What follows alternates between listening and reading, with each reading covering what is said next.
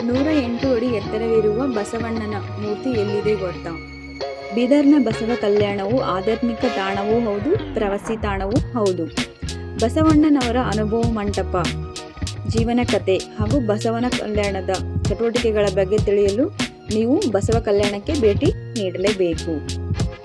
ಬೀದರ್ ಜಿಲ್ಲೆಯಲ್ಲಿರುವ ಬಸವ ಕಲ್ಯಾಣದ ಬಗ್ಗೆ ಯಾರು ತಾನೇ ಕೇಳಿಲ್ಲ? ಬಸವಣ್ಣನವರ ಅನುಭವ ಮಂಟಪವು ಬಸವ ಕಲ್ಯಾಣದ ಇತಿಹಾಸವು 3000 ವರ್ಷ ಹಿಂದಿನದು. ಇದರ ಹೆಸರನ್ನು ವಿಶ್ವಗುರು ಚರಿತ್ರೆಯಲ್ಲಿ ಉಲ್ಲೇಖಿಸಲಾಗಿದೆ. ಬಸವ ಕಲ್ಯಾಣವು ಬೀದರ್ನಲ್ಲಿ 2ನೇ ಅತಿ ದೊಡ್ಡ ಪುರಸಭೆ ನಗರವಾಗಿದೆ. ಬೀದರ್ನಲ್ಲಿರುವ ಬಸವ ಕಲ್ಯಾಣ ಎಲ್ಲಿದೆ, ಅಲ್ಲಿ ಏನೆಲ್ಲ ಇದೆ, ಅಲ್ಲಿನ ಪ್ರಾಮುಖ್ಯತೆ ಏನು ಅನ್ನೋದ್ರ ಬಗ್ಗೆ ತಿಳಿಯೋಣ. ಎಲ್ಲಿದೆ ಈ ಬಸವ ಕಲ್ಯಾಣ? ಬಸವ ಕಲ್ಯಾಣ ಬಸ್ ನಿಲ್ದಾಣದಿಂದ 1.6 ಕಿಲೋಮೀಟರ್ ದೂರದಲ್ಲಿದೆ.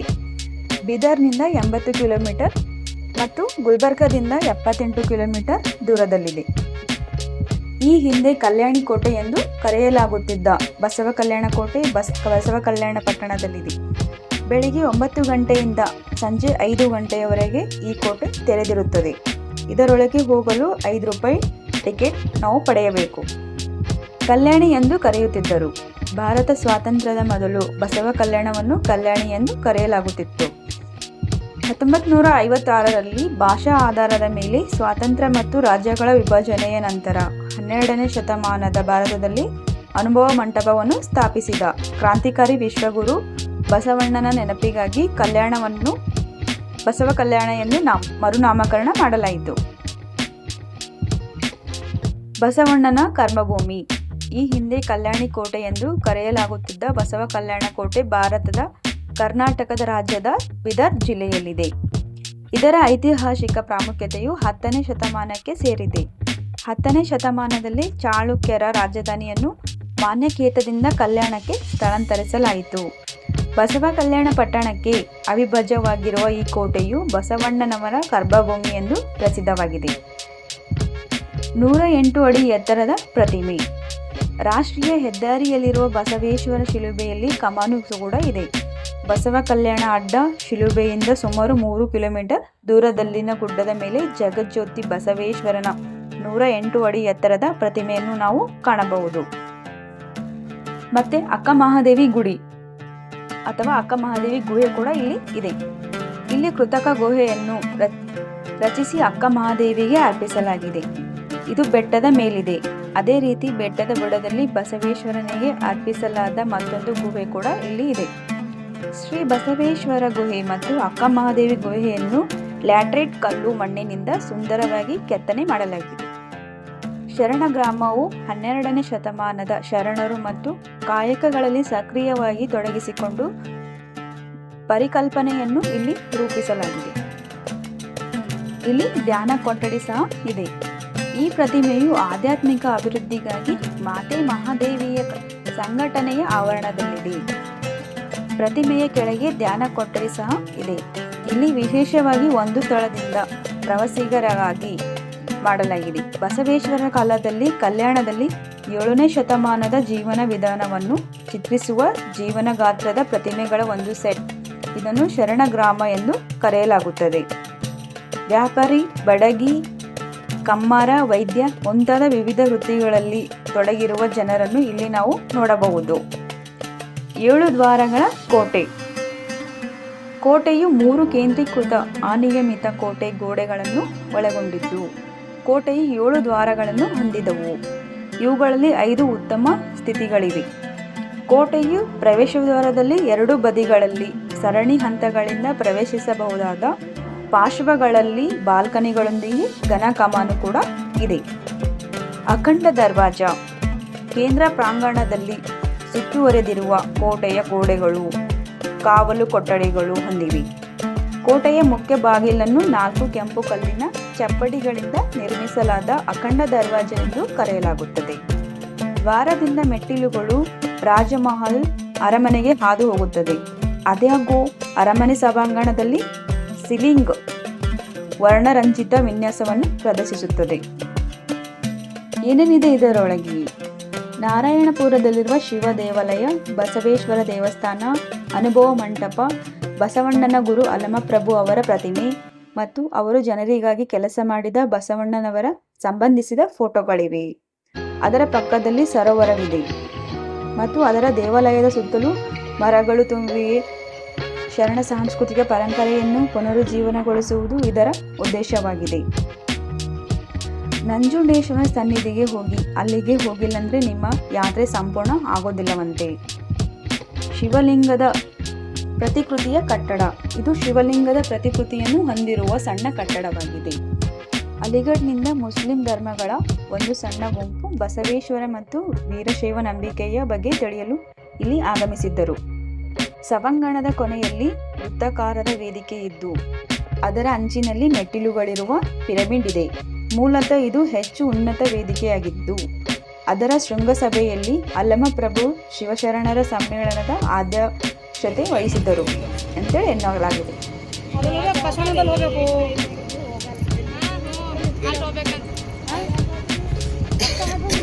ಇಲ್ಲಿ ಆ ಸೆಂಬಿಗೆ ಒಳಗೆ ಹೋಗ್ಬೇಕು ಅಂದ್ರೆ ಅಲ್ಲಿ ಐಟ ಮೊದಲೇ ಅಲ್ಲಿ ಬೀಳ್ತಾ ಹೋಗಿ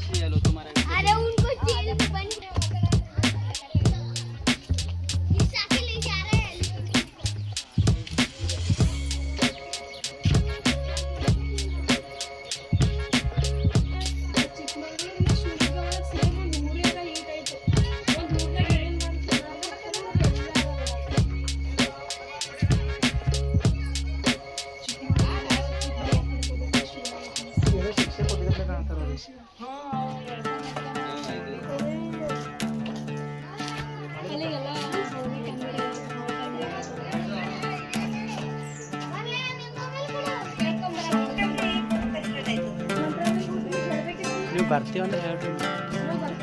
ಈಗ ನಾನು ನೋಡ್ತೀನಿ ಕೇಳಾದ್ರಿ ಅಲ್ಲಿ ಇದ್ರೆ ಬರ್ತೇವೆ ಹಂಗೆ.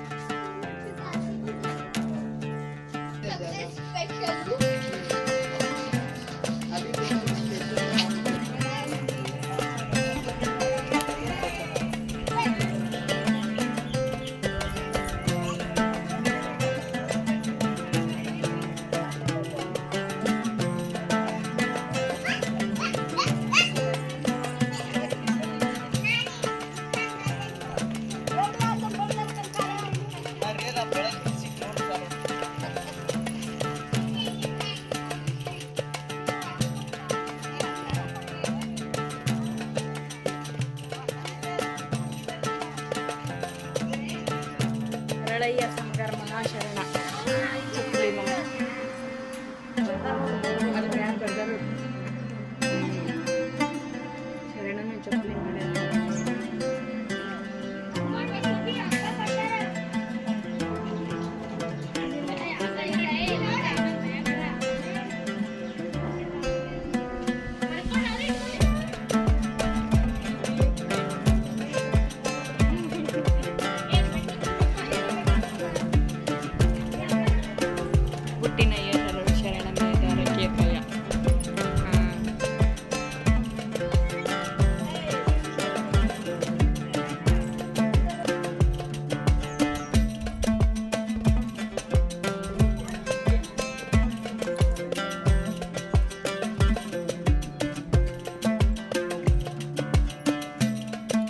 ಕ್ಯೂರ ಕುಳ್ಬಳ್ಳ ಥರ ಅಲ್ಲಿ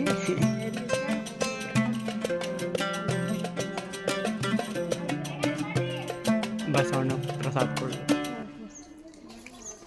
ಇಂಥವೊಂದು ಜೋಗು ಬರ್ತಿದ್ದಿಲ್ಲ.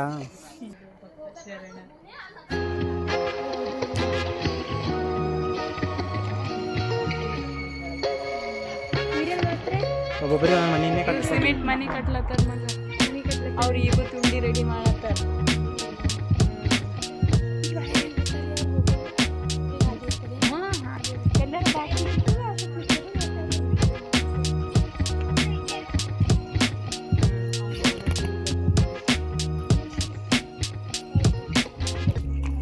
ಕತೆ ನೀನೆ ಒಳಗೆ ಹೆಂಗೆ ಹೋಗ್ಬೇಕು ಈಗ ಇಲ್ಲಿ ನೀವು ಚಿತ್ರಪಟ ನಾವು ಮಾರೋ ಬರಲ್ಲ ಇಲ್ಲೇ ತೆಗಿತೀನಿ ಅಂದ್ರೆ ನಾನು ಇಲ್ಲ ಹೊಂಟ